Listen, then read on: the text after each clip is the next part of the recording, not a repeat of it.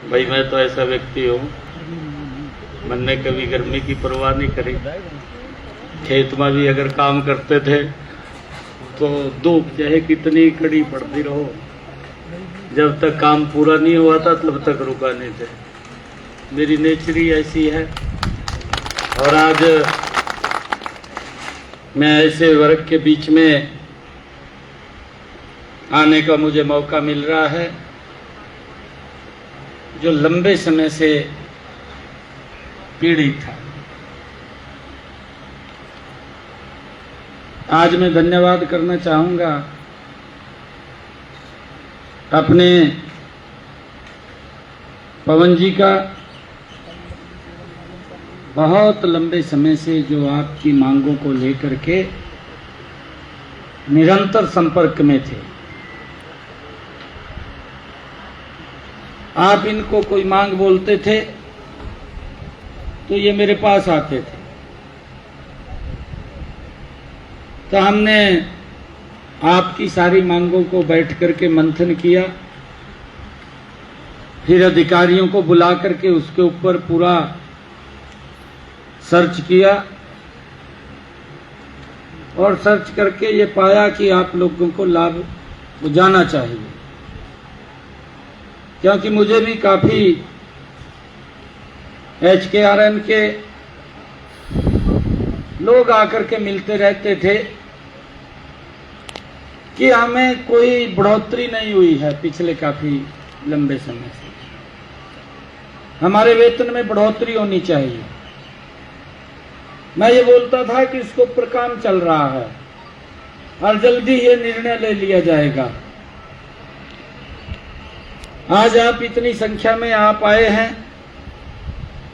पवन जी ने कहा कि हम आपको एक मांग पत्र देना चाहते हैं। मैंने कहा आ जाइए, आप दे दीजिए। मैंने पवन जी को अंदर अभी बुलाया, बुला करके कहा कि वो मांग पत्र तो मैं लूंगा नहीं, मैं सीधी घोषणा करूंगा मठा करके।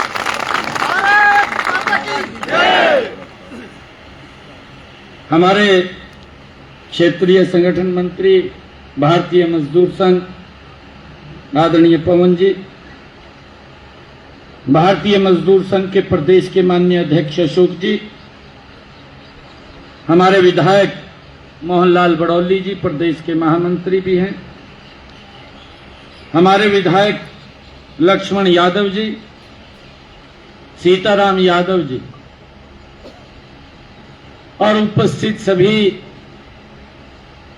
हमारे HKRN के सभी कर्मचारीगण, आप सब यहां पर आए हैं। आप सबको मैं दोनों हाथ जोड़ करके राम राम करता हूं, आप सबका दिल से यहां धन्यवाद करता हूं। आज मुझे खुशी है कि हमारे HKRN के एक सिस्टम को ये हमारी सरकार ने बनाया। मैं ये भी देखता था कुछ समय पहले ये ठेकेदारी प्रथा थी। ठेकेदारी प्रथा में शोषण होता था आप लोगों का। ये कांग्रेस के समय में चलता था धंधा। आप काम करते थे, 5,000 रुपए दे देते थे, 7,000 दे देते थे, और कई बार तो ये भी होता था उस ठेकेदारी प्रथा में खाते में पूरा पैसा दे देते थे। एक आदमी खड़ा रहा था का ATM से कार्ड का मेरे को दे दे। ये स्थिति थी ना भाई, झूठ कह रहा क्या मैं ठीक कह रहा ना? मेरे को मालूम था इतना शोषण वो होता था, कांग्रेस का कोई ध्यान नहीं था, ठेकेदारों के ऊपर छोड़ दिया था। लोगों का शोषण करते थे। इसको मैनेज तरीके से लोगों के खाते में ये पैसा पहुंचाने का काम ये हमारी सरकार ने किया है। एक सिस्टम बनाया है HKRN। कोई भी सरकारी दफ्तर के अंदर अगर आवश्यकता है या कहीं प्राइवेट प्रतिष्ठान के ऊपर आवश्यकता है तो हरियाणा रोजगार कौशल निगम बनाया गया और उस निगम के माध्यम से मिनिमम वेज भी तय किया गया कि मिनिमम वेज डायरेक्ट उसके खाते के अंदर जाएगा। कहीं पर भी कोई लीकेज या कोई उसका शोषण करने वाला व्यक्ति नहीं होगा, उसको सीधा पैसा उसके खाते के अंदर देने का काम ये हमारी सरकार ने किया है। और मुझे ये भी खुशी है बताते हुए कि ये सारी की सारी जो इस निगम के तहत हरियाणा कौशल रोजगार निगम के माध्यम से जितने भी युवा साथी लगे हैं ट्रांसपेरेंसी तरीके से लगे हैं। नहीं तो हम ये भी देखते थे पूर्व की सरकारों में, कांग्रेस की सरकारों में, कि युवा को अगर कॉन्ट्रेक्चुअल बेस के ऊपर भी लगना होता था उसके लिए भी सेवा देनी पड़ती थी, उसके लिए भी मानधन करना पड़ता था, तब जाकर के वो बच्चा लगता था, घूमता रहता था, वहां भी नहीं छोड़ते थे।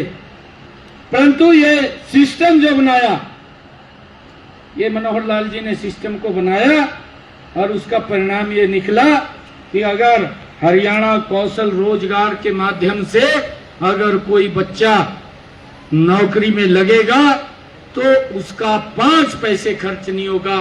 ट्रांसपेरेंसी आधार के ऊपर उसको इसके अंदर नौकरी वो दी गई है, भर्ती की गई है,